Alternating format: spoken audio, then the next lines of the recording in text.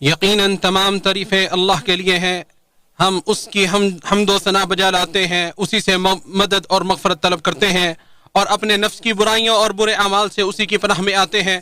جسے وہ ہدایت دے اسے کوئی گمراہ کرنے والا نہیں، اور جسے وہ گمراہ کر دے اسے کوئی ہدایت دینے والا نہیں۔ میں گواہی دیتا ہوں کہ اللہ کے سوا کوئی معبود برحق نہیں ہے، وہ تنہا ہے، اس کا کوئی شریک نہیں، اور میں گواہی دیتا ہوں کہ محمد صلی اللہ علیہ وسلم اس کے بندے اور رسول ہیں، جنہوں نے پیغام ربانی کو پہنچا دیا، امانت الہی کو ادا کر دیا، امت کی خیر خواہی فرمائی، اور کما حق ہو جہاد فی سبیل اللہ کرتے رہے یہاں تک کہ انہیں موت نے آن لیا۔ اللہ تعالی رحمت نازل فرمائے آپ صلی اللہ علیہ وسلم پر، آپ صلی اللہ علیہ وسلم کی آل و اصحاب، اور قیامت تک آپ کی سنت و سیرت پر چلنے والوں پر۔ حمد و صلات کے بعد بے شک سب سے بہترین کلام اللہ تعالیٰ کا کلام ہے، اور بہترین طریقہ محمد صلی اللہ علیہ وسلم کا طریقہ ہے، اور سب سے بری چیز دین میں نئی بدعات ہے، اور ہر بدعت گمراہی ہے، اور ہر گمراہی جہنم کی طرف لے جانے والی ہے۔ اللہ کے بندو، اوامر الہی بجا لا کر تقوی الہی اختیار کرو، منع کردہ اور زجر و توبیخ والے تمام کاموں کے ارتکاب سے باز رہو۔ ارشاد باری تعالیٰ ہے، اے ایمان والو اللہ سے ڈرو جیسے اس سے ڈرنے کا حق ہے، اور دیکھو مرتے دم تک تم مسلمان ہی رہنا۔ لوگوں، ذکر الہی تقرب کا افضل ترین ذریعہ جلیل القدر اطاعت، عظیم ترین عبادت اور باقی رہنے والے نیک اعمال میں سے ایک عمل ہے، جس سے درجات بلند ہوتے ہیں، نیکیاں بڑھتی ہیں اور گناہ مٹا دیے جاتے ہیں۔ ارشاد باری تعالی ہے، اللہ کا بہت زیادہ ذکر کرنے والے مرد اور عورتوں کے لیے اللہ رب العزت نے بڑی بخشش اور بہت بڑا اجر تیار کر رکھا ہے۔ اور دوسری جگہ ارشاد فرمایا، اے ایمان والو اللہ کو بکثرت یاد کیا کرو، اور صبح و شام اس کی تسبیح بیان کیا کرو۔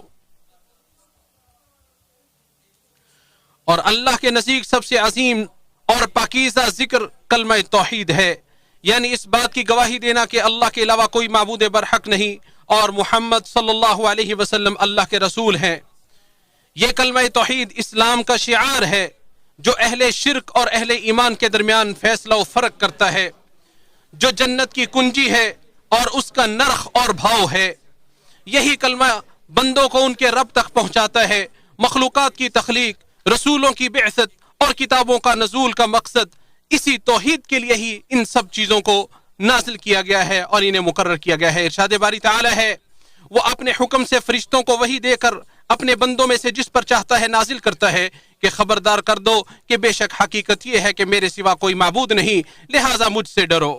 اللہ کے بندو، کلمہ توحید اسلام کا قلعہ ہے، اس سے انسان اپنی جان و مال اور عزت و آبرو کی حفاظت کرتا ہے۔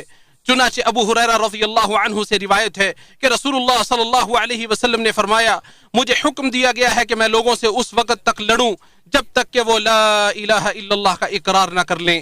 جو لوگ لا الہ الا اللہ پڑھ لیں گے وہ مجھ سے اپنی جان اور اپنا مال محفوظ کر لیں گے، سوائے اس حق کے جو اسلام کی وجہ سے واجب ہوگا، باقی رہا ان کا حساب تو وہ اللہ کے ذمے ہے۔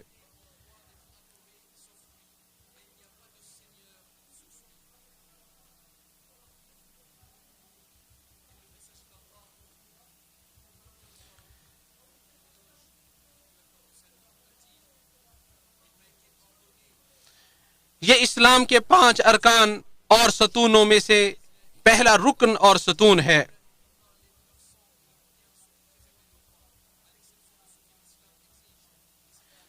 جیسا کہ عبداللہ بن عمر رضی اللہ عنہما سے روایت ہے کہ رسول اللہ صلی اللہ علیہ وسلم نے فرمایا، اسلام کی بنیاد 5 چیزوں پر ہے۔ اس بات کی گواہی دینا کہ اللہ کے علاوہ کوئی معبود برحق نہیں ہے، اور محمد صلی اللہ علیہ وسلم اللہ کے بندے اور رسول ہیں۔ نماز کو قائم کرنا، زکوٰۃ ادا کرنا، بیت اللہ کا حج کرنا، اور رمضان المبارک کے روزے رکھنا۔ بخاری اور مسلم نے اسے روایت کیا ہے۔ یہ سب سے پہلا فریضہ ہے جسے اللہ نے فرض کیا ہے، جس پر تمام آسمانی کتابوں کے علاوہ اللہ کے پیغمبر بھی متفق ہیں۔ ارشاد باری تعالی ہے، اور آپ سے پہلے ہم نے جو بھی رسول بھیجا اس کی طرف ہم یہی وحی کرتے رہے کہ میرے سوا کوئی معبود نہیں، لہٰذا صرف میری ہی عبادت کرو۔ اور دوسری جگہ ارشاد فرمایا، ہم نے ہر امت میں ایک رسول بھیجا جو انہیں یہی دعوت دیتا رہا کہ اللہ کی عبادت کرو اور طاغوت سے بچو۔ اللہ نے اس کلمہ توحید کی گواہی دی ہے اور اللہ کی گواہی ہی کافی ہے. اس کے علاوہ فرشتوں اور منتخب اہل علم نے بھی اس کی گواہی دی ہے. ارشاد باری تعالی ہے، اللہ تعالیٰ فرشتے اور اہل علم اس بات کی گواہی دیتے ہیں کہ اللہ کے سوا کوئی معبود نہیں اور وہ عدل کو قائم رکھنے والا، اس غالب اور حکمت والے کے سوا کوئی عبادت کے لائق نہیں ہے. اللہ کے بندو، سب سے عظیم چیز جس پر دل عزم و ارادہ کرتا ہے، جس کا انسان قصد کر کے اس کے مطابق عمل کرتا ہے، اور انسان کے ہونٹوں سے ادا ہونے والا سب سے عظیم کلمہ لا الہ الا اللہ محمد الرسول اللہ کی گواہی دینا ہے. یعنی اس بات کی گواہی دینا کہ اللہ کے علاوہ کوئی معبود برحق نہیں اور محمد صلی اللہ علیہ وسلم اللہ کے رسول ہے. یہ دنیا و آخرت میں انسان کی سعادت و نجات اور کامیابی و کامرانی کا ذریعہ ہے. یہ اعمال کی قبولیت کی شرط ہے اور اللہ تعالیٰ کے نزدیک سب سے پاکیزہ کلمہ ہے، سب سے عظیم عمل ہے، سب سے افضل قول ہے اور آخرت میں سب سے زیادہ ثواب کا حامل ہوگا. طلحہ بن عبید اللہ بن قریش رضی اللہ عنہ سے روایت ہے کہ رسول اللہ صلی اللہ علیہ وسلم نے فرمایا، سب سے افضل دعا عرفہ کے دن کی دعا ہے اور سب سے افضل جو میں نے اور مجھ سے پہلے انبیاء کرام نے کہا، لا الہ الا اللہ وحدہ لا شریک لہ، کہ اللہ کے علاوہ کوئی معبود برحق نہیں، وہ اکیلا ہے، اس کا کوئی شریک نہیں ہے. اسے امام مالک نے روایت کیا ہے.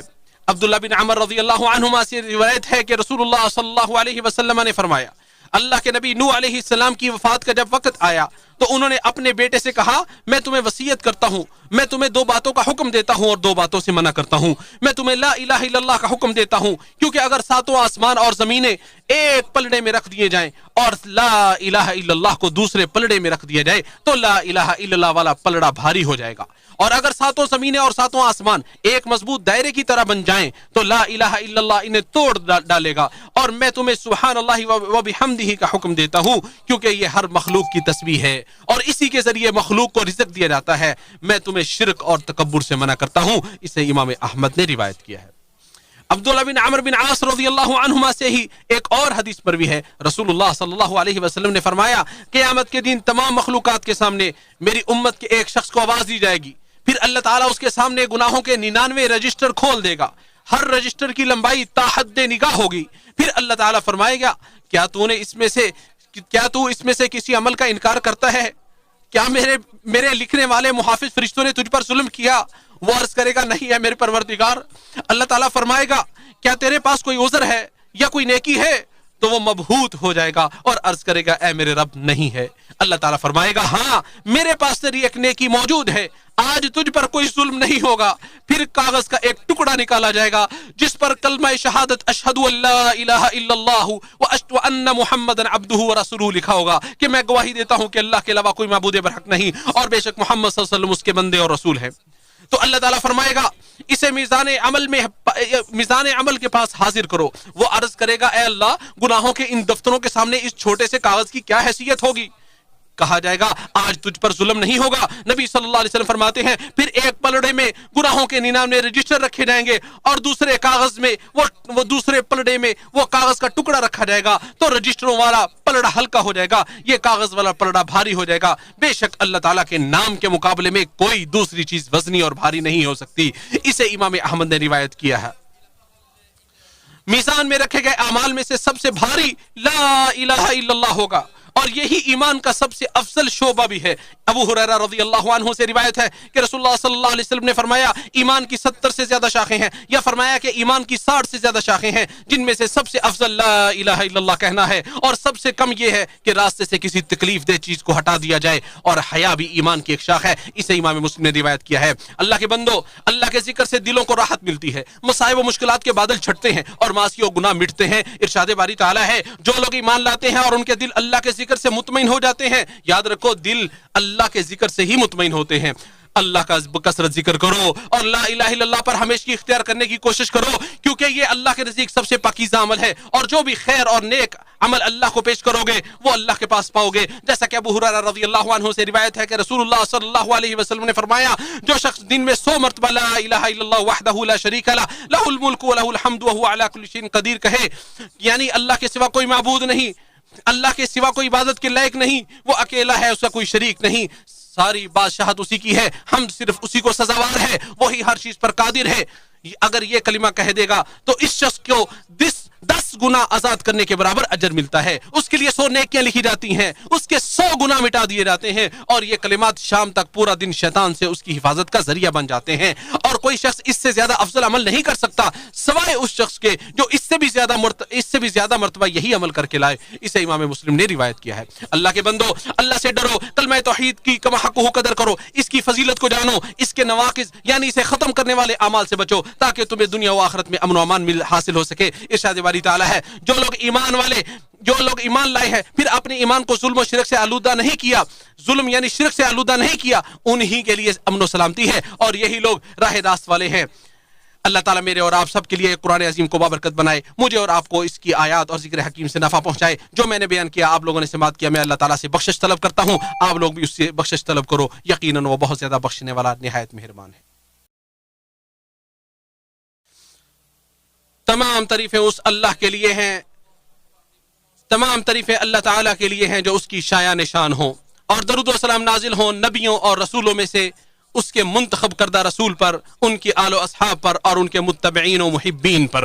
अल्लाह के बंदो, इंसान जितने भी अमाल सर अंजाम देता है, उनमें से सबसे ज्यादा अज़ाब इलाही से बचाने वाला अमल जिक्र इलाही है। और जिसने भी अल्लाह की रजा की खातिर इखलास के साथ ला इलाहा इल्लल्लाह कहा है, वो हमेशा हमेशा जहन्नम में नहीं रहेगा। जैसा कि उमर बिन खत्ताब रज़ी अल्लाह अन्हु से मरवी है, कहते हैं कि मैंने रसूलुल्लाह सल्लल्लाहु अलैहि वसल्लम को फरमाते हुए सुना, बेशक मैं एक कलिमा जानता हूं, उसे जो भी इंसान सिद्क़ के दिल से कहता है फिर उसी अकीदे पर मरता है, तो उस पर अल्लाह ताला जहन्नम की आग को हराम कर देता है, वो है ला इलाहा इल्लल्लाह। और एक रिवायत में है, अल्लाह ताला जहन्नम पर उस आदमी को हराम कर देता है जो ला इलाहा इल्लल्लाह कहता है। इससे इमाम हाकिम ने रिवायत किया है। और अनस बिन मालिक रज़ी अल्लाह अन्हु से मरवी है कि नबी करीम सल्लल्लाहु अलैहि वसल्लम ने फरमाया, जिस शख्स ने ला इलाहा इल्लल्लाह कह दिया और उसके दिल में जौ के दाने के बराबर भी ईमान है, तो वो एक ना एक दिन दोज़ख से जरूर निकलेगा। और इसी तरह दोज़ख से वो शख्स भी जरूर निकलेगा जिसने कलमा ला इलाहा इल्लल्लाह पढ़ा और उसके दिल में गंदम के दाने के बराबर खैर मौजूद हो। और दोज़ख से वो भी निकलेगा जिसने कलमा ला इलाहा इल्लल्लाह पढ़ा और उसके दिल में जर्रा बराबर भी खैर मौजूद हो। इसे इमाम मुस्लिम ने रिवायत किया है। लोगों,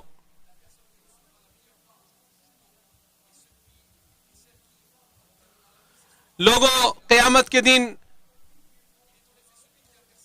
सबसे ज्यादा नसीबे वाला वो शख्स होगा जो नबी करीम सल्लल्लाहु अलैहि वसल्लम की शिफाअत से सिफारिश सरफराज होगा। आप सल्लल्लाहु अलैहि वसल्लम ही सिफारिश करेंगे और आप सल्लल्लाहु अलैहि वसल्लम की सिफारिश कबूल होगी। और सिफारिश किए जाने का सबसे ज्यादा हकदार वो आदमी होगा जिसने इखलास और यकीन के साथ ला इलाहा इल्लल्लाह कहा होगा। अबू हुरैरा रज़ियल्लाहु अन्हु से रिवायत है कि रसूलुल्लाह सल्लल्लाहु अलैहि वसल्लम ने फरमाया, मेरी शिफाअत की सआदत सबसे ज्यादा उसे हासिल होगी जिसने कलमा ला इलाहा इल्लल्लाह खुलूस दिल से कहा। इसे इमाम बुखारी ने रिवायत किया है। अल्लाह के बंदो, इसके बाद ज़हन नशीन कर लो कि कलमा तौहीद सबसे बेहतरीन खातिमा है। एक मोमिन को इसी पर ही अपने आमाल और जिंदगी के खात्मे की कोशिश करनी चाहिए। अपने अहलो अयाल को इसी कलमे के साथ अलविदा करना चाहिए, अलविदा कहना चाहिए। और उस करीबुल मर शख्स के पास आस पास मौजूद लोगों को भी चाहिए कि वो उसे कलमे की ही तलकीन करें ताकि वो इसी के साथ अल्लाह ताला से मुलाकात करे। जैसा कि अबू हुरैरा रज़ियल्लाहु अन्हु से रिवायत, अबू सईद खुदरी रज़ियल्लाहु ताला अन्हु से रिवायत है कि रसूलुल्लाह सल्लल्लाहु अलैहि वसल्लम ने फरमाया, करीबुल मर्ग लोगों को ला इलाहा इल्लल्लाह की तलकीन करो। इसे इमाम मुस्लिम ने रिवायत किया है। और मुआज़ बिन जबल रज़ियल्लाहु ताला अन्हु से रिवायत है कि रसूलुल्लाह सल्लल्लाहु अलैहि वसल्लम ने फरमाया, जिस शख्स का आखिरी कलाम ला इलाहा इल्लल्लाह होगा वो जन्नत में दाखिल होगा या जन्नत उसके लिए वाजिब होगी। इसे इमाम हाकिम ने रिवायत किया है। ऐ अल्लाह, हमारा खातिमा सबसे बेहतरीन अमल पर फरमाना, हमारा सबसे अच्छा दिन उस दिन को बना देना जिसमें हम तुझसे मुलाकात करेंगे, और दुनिया से जाते हुए ला इलाहा इल्लल्लाह को हमारा आखिरी कलाम बना देना। ऐ अल्लाह, तो अपने जिक्र शुक्र और हुस्न इबादत पर हमारी मदद फरमा और दुनिया और आखिरत की जिंदगी में हमें साबित कदमी अता फरमा।